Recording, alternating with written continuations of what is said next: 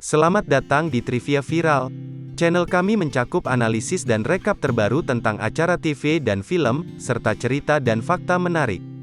Duduk, santai, dan subscribe ke channel kami jika Anda menikmati video kami sejauh ini.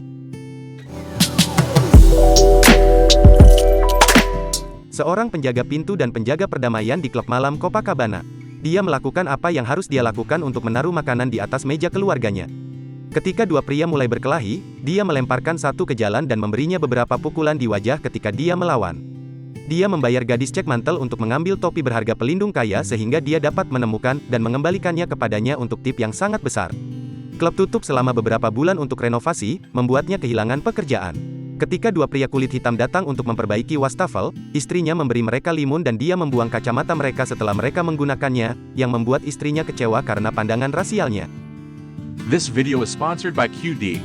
QD is Asia's largest platform for students, tutors, and coaches to find and book lessons online or offline, all from a single platform. Sign up at QD today. Kontak lama memberinya wawancara untuk menjadi sopir dokter, dan dia pergi ke Carnegie Hall untuk wawancara. Dia keliru pergi ke tempat tersebut, tetapi mengetahui ada apartemen di lantai atas. Itu berhias dan diisi dengan benda-benda di seluruh dunia. Seorang dokter melakukan tur konser dari Midwest ke pedalaman selatan, dan membutuhkan sopir karena dokter tersebut tidak memiliki SIM. Dokter telah bertanya-tanya secara khusus untuk seseorang yang dapat menangani masalah dia tahu akan ada rasisme terhadapnya. Tur ini berlangsung selama 2 bulan, dan berakhir tepat sebelum Natal. Dia bertanya apakah dia bisa jauh dari keluarganya selama itu, dan dia setuju untuk uang yang tepat. Tetapi ketika dokter bersikeras bahwa dia siap menyetrika pakaiannya dan menyemir sepatunya, dia menolak, dengan mengatakan dia bukan kepala pelayan. Ketika dia setuju, dia menawarinya pekerjaan. Istrinya memintanya untuk menulis surat-suratnya, yang membuatnya kecewa. Perusahaan rekaman menyewakannya mobil yang bagus, dan memberinya setengah uang di muka. Mereka juga memberinya buku hijau, pemandu wisata dan daftar tempat aman bagi orang kulit hitam untuk tinggal di negara bagian selatan Jim Crow yang terpisah. Saat mereka memasuki selatan, dokter harus menginap di hotel khusus orang kulit hitam yang terpisah darinya. Sendirian di satu motel, dokter minum sendiri, terasing dari orang kulit hitam lainnya di hotel.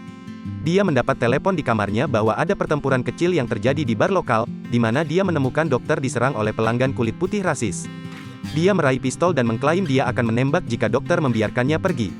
Dia nyaris melarikan diri, dan dokter bertanya apakah dia benar-benar memiliki senjata. Dia mengatakan tentu saja tidak, dan memerintahkan dokter untuk pergi kemanapun tanpa dia. Di tempat konser berikutnya di Rumah Besar Selatan, pembawa acara sangat ramah kepada dokter. Untuk makan malam dia menyuruh juru masak menyiapkan ayam goreng. Saat istirahat, dokter meminta untuk menggunakan kamar mandi, dan tuan rumah mengarahkannya ke kakus, tidak mengizinkannya menggunakan kamar mandi dalam. Dokter menolak untuk menggunakan kakus, jadi dia mengantarnya kembali ke hotelnya hanya untuk menggunakan kamar mandi di sana.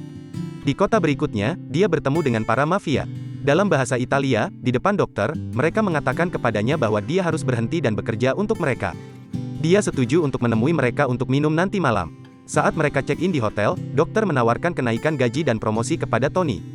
Dia menolak untuk menerima, dan dokter mengungkapkan bahwa dia berbicara bahasa Italia. Dia menjelaskan bahwa dia tidak akan pernah menerima pekerjaan itu, dia akan menemui mereka dan memberitahu mereka sekarang. Dokter lega. Dokter dengan canggung meminta maaf kepadanya atas situasi malam sebelumnya, tetapi dia menjelaskan bahwa dia telah bekerja di klub malam kota New York selama bertahun-tahun dan tahu bahwa dunia ini rumit. Setelah beberapa dorongan, dokter memainkan piano dengan band jazz. Ketika mereka pergi, dia melihat dua pemuda menunggu di belakang mobil mereka untuk merampok mereka, dan melepaskan 2 tembakan ke udara untuk menakut-nakuti mereka. Dia dan dokter memulai perjalanan mereka kembali ke New York, berharap sampai pada malam Natal. Cuacanya sangat buruk, dengan banyak salju. Tony tidak bisa tetap terjaga lebih lama lagi dan hampir tidak bisa melihat menembus salju, dan menerima bahwa dia tidak akan pulang dan pergi tidur tetapi ketika dia tidur, dokter mengantar mereka ke apartemennya. Dia naik ke atas dan mengejutkan keluarganya. Dokter akhirnya mendatanginya, dan sementara sebagian besar keluarganya sedikit bingung, istrinya dengan gembira menyambutnya dan berterima kasih padanya karena telah membantunya dengan surat-suratnya. Selamat datang di Trivia Viral. Channel kami mencakup analisis dan rekap terbaru tentang acara TV dan film, serta cerita dan fakta menarik. Duduk, santai, dan subscribe ke channel kami jika Anda menikmati video kami sejauh ini.